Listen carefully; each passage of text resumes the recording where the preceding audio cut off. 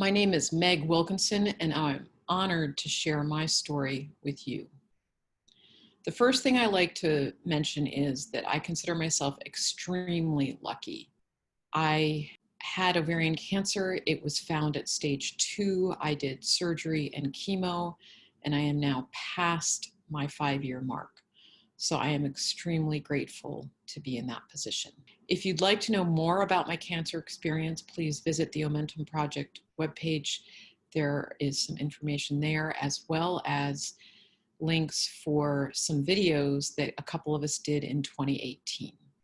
Here and now, I am going to focus on some issues that I experienced post cancer surgery and chemo.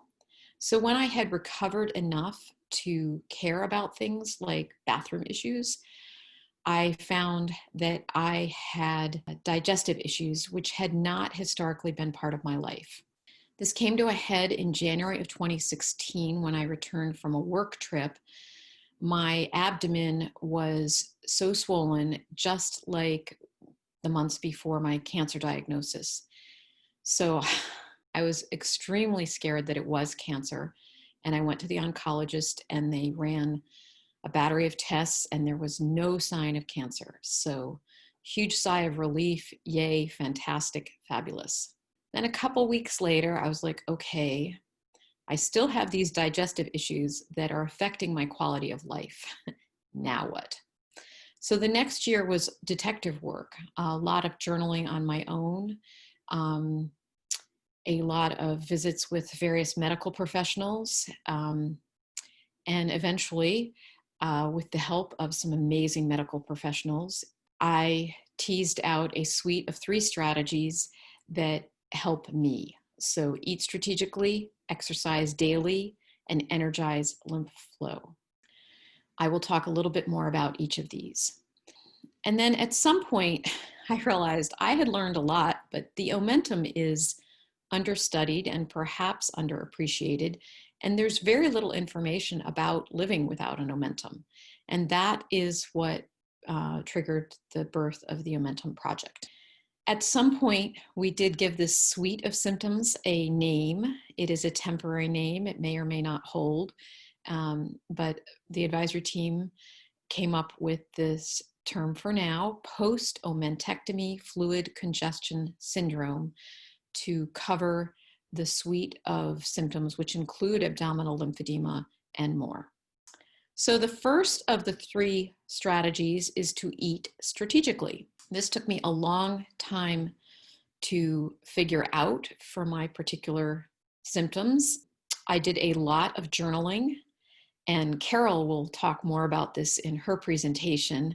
She talks about how important it is to track your own individual symptoms and your own individual responses because every individual is different. And she has a wonderful phrase, tracking food, mood, and poop. So I tracked all the variables I could think of: exercise, sleep, food, etc. And I tried elimination diets, etc. At some point, I did tease out that there was a clue. At home, where I tend to cook mostly myself, prepare food myself, I do mostly homemade from scratch or close to the ground, my symptoms were not bad. They were manageable. The minute I traveled, no matter what I ate, no matter what I tried to do, it was bad. And with the help of a wonderful nutritionist, she mentioned that when you're traveling, you're eating in restaurants, and most restaurants use a lot of salt, processed food, etc. And the minute I had this insight, I was able to figure out how to manage with that. So if I am traveling in a car, I travel with a cooler. And I will be posting in the future on the Omentum Project webpage some of the recipes that I have found travel extremely well. And I have found that I can eat dinner out when I'm traveling or breakfast out. I can eat one meal a day, not prepared by me. I cannot manage 3 meals a day, not prepared by me. And one interesting thing I found was that local small ethnic restaurants, like a Thai restaurant, an Indian restaurant, they tend to use a lot of spices and they use less salt. So that works out very well when I can make that the one meal out. All right, so homemade from scratch is the first point. The second is what I call 12 and 12. This refers to 12 on and 12 off for your digestive tract, or eating for 12 hours and then not eating for 12 hours. So if I have breakfast at 7:30 in the morning, I make sure that I finish dinner and any evening snacks by 7:30 in the evening. This seems to help tremendously to give my digestive tract time to do its job. And the third point is really counterintuitive. After all, this is a fluid issue. Processing fluid is a challenge for my body. Counterintuitively, drinking water helps. So I found drink at least 8 glasses of water a day, sometimes more. Number 2 in the suite of 3 strategies is to exercise daily. And Jillian will talk more about this in her presentation. The first point here is to move often. As some of you may know, the lymphatic system is an open system as opposed to the circulatory, which is a closed system. The circulatory system has a heart pump.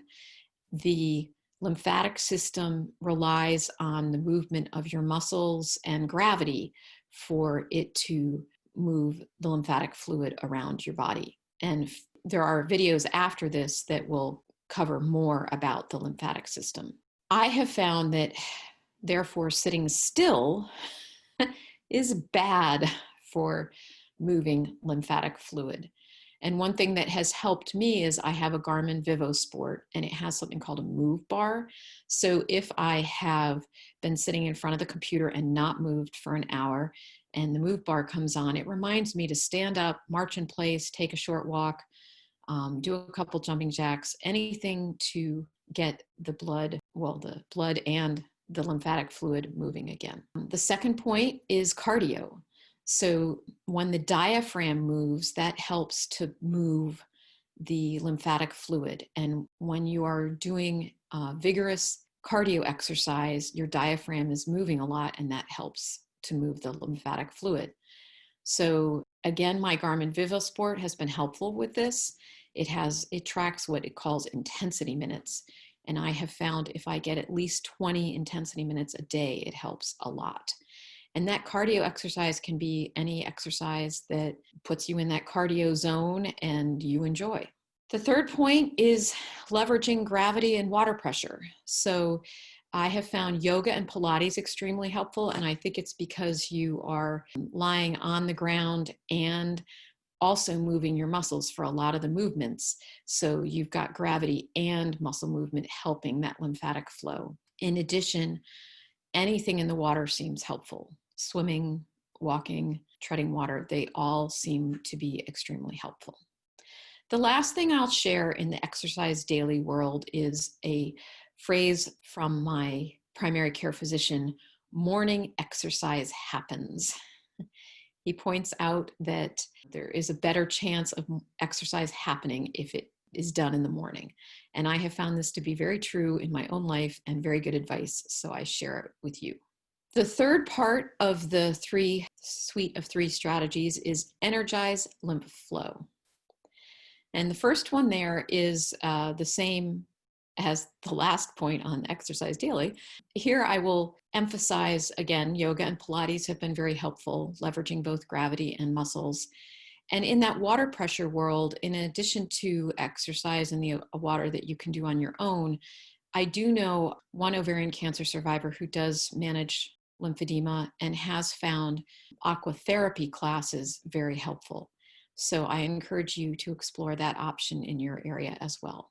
The second point is manual work, and I highly recommend seeing a certified lymphedema specialist. Be aware that most lymphedema patients will be experiencing either arm or leg lymphedema, The abdominal lymphedema seems to have either less awareness or fewer people, not sure which. But I was very fortunate to find a lymphedema specialist that even though she had not worked with an abdominal lymphedema patient, she was willing to do research and try different things with me. And she was the first one to tell me about kinesiotape and work with the kinesiotape, which has been very helpful. In addition, with manual work, there's many more than I have listed here. There's many ways to do manual work. Therapeutic massage with a massage therapist who is aware of lymphedema and would be able to work with that. There's also a self technique you can learn. There's dry brushing, foam rollers, anything that helps the lymphatic fluid move around your body. And then the third is kinesiotape, and Sarah will talk more about this in her presentation. For me personally, I tried several different types of tape. I have found the KT tape is the easiest on my skin and also very effective. And I personally have found 2 strips on the abdomen and leave it on for 2 days, then take it off, then give your body a couple days with no strips, and then 2 strips on the back parallel to the spine have been very helpful for me. The last thing I'll mention in the energized lymph flow world is scar tissue. So after my cancer surgery, I had extensive scar tissue. And scar tissue is well known to impede the flow of lymphatic fluid. So anything you can do to help improve the state of that scar tissue, I have found helpful. And for me, 2 particular physical therapy regimens that have been extremely helpful is the first is the pelvic floor physical therapy, and the second is something called myofascial release. All right, so that's the 3 strategies, the suite of 3 strategies. And I find that it is the suite. Everyone would love a magic bullet, a pill you can take, everything is all better. For me at this time, I have not found that to be true. I have found that I need to engage actively in all 3 of these worlds. And then if I do, that makes a very big difference. So if I follow the 3 E's and then I experience fewer symptoms and I experience a significantly improved quality of life. So this is all my anecdotal experience.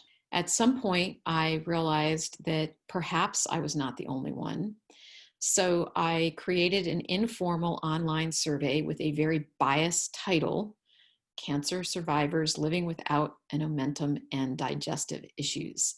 Interestingly, so far 19 people have completed the survey, and of those 19, 18 have answered yes to the question, during the past month, have you experienced digestive issues of any type?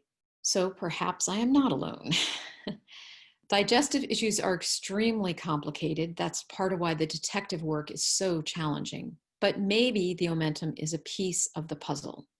The symptoms reported by the people completing the online survey include uncomfortable sense of fullness several hours after eating, abdominal pain, bloating and gas, abdominal distension, diarrhea, 3 or more bowel movements per day, urgent need to have a bowel movement, and the sensation of not having completely emptied the bowels. So I hope that today is a beginning. Information is empowering. I hope that this series is a starting place. There is so much more to learn. There is, I hope, the potential that we may help many cancer survivors. And there is an opportunity for you to participate in us helping this group knowledge. On the Omentum Project webpage, after you watch the videos, at the bottom there is a link for the Take Action survey, and we would love to have you participate and help us learn more. Together, we can learn about living without an Omentum.